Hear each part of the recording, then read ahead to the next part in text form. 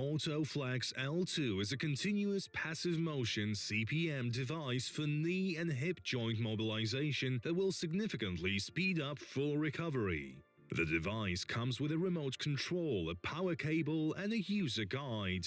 To use the AutoFlex device, you will need a stable and safe spot, for example, a bed or a couch. It might be useful to lean the device on a headrest or an armrest. Remember to exercise lying down. Connect the remote control cable to the device so that the red dots coincide. Plug the power cable into a socket and turn the device on with the green button. Now adjust the equipment to your body size by adapting the lengths of the tubes supporting the thigh and calf. To do so, measure the femoral length from the greater trochanter to the knee joint fissure as seen on the video.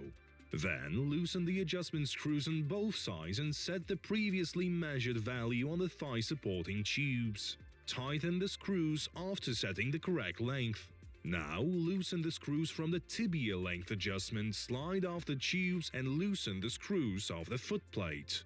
Next, fix the foot support at the right angle and tighten the screws. Place the leg in the device so that the hinge joining the femoral and tibial parts is at the same height as the knee joint slit. Push the tibial part in such a way that the foot comfortably leans on the plate and attach it with a Velcro strap. Then tighten the screws for the tibia length adjustment and adjust an optimal positioning of the foot in the support, that is, its rotation. A well-adjusted device should not force any unnatural positions, rub or pinch, and exercising should not cause any pain. Pay attention that the hinge, the bending part of the device, coincides with the axis of the knee joint.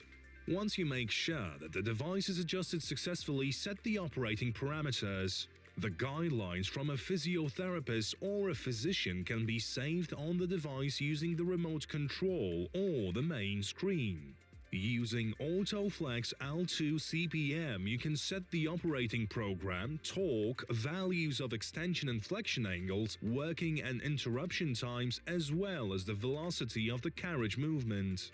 If you press the gear symbol, a screen containing 3 programs to choose from will appear. Normal is the safest operating mode of the device. The carriage operates with the predetermined constant velocity from the set extension angle to the set flexion angle.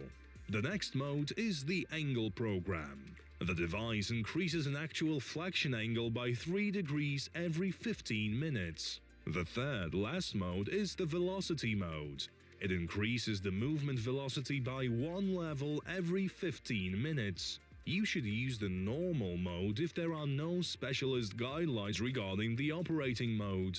Now you can set the extension angle value. Press the extended leg icon on the screen. Use plus to increase and minus to decrease the value. Once you have set the appropriate value, press the red house button to return to the menu. The same applies for the flexion angle. Press the flexed leg button and set the appropriate value using plus and minus. The value will be saved automatically after pressing the red house button. Now you can set the operating velocity. Press the speedometer icon. There are 9 velocity levels to choose from. 1, the slowest, to 9, the fastest.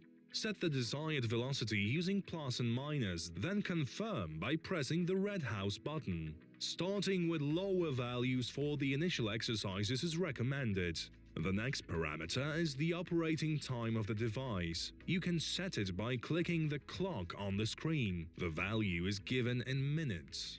Now you can set the pause during extension and flexion. This can be done by using 2 buttons, one above the other. They present the flexed and extended leg with an hourglass. The pause is given in seconds. You can set it in the same way as the previous parameters. The last variable is the torque level adjustment that allows for altering the torque to protect the limb. Press the leg with the weight icon. There are 3 values to choose from. 1 for a very thin leg, 2 for a medium weight leg, and 3 for a heavy leg. It means that if the resistance on the device exceeds the set value, the device will change the movement direction. It is recommended to use first level for the initial exercises. If the device changes its direction while operating without the painful discomfort and without pressing against the device with the leg, increase the value to level 2, possibly even 3. Below the parameters you can see a blue bar where the actual angle value is displayed. On the left from this value there is an icon for immediate direction change of the device operation from extension to flexion. On the right side there is an icon for immediate direction change from flexion to the extension of the leg. When all is set, you can begin your exercise. You can start and pause the device using the Start/Pause button.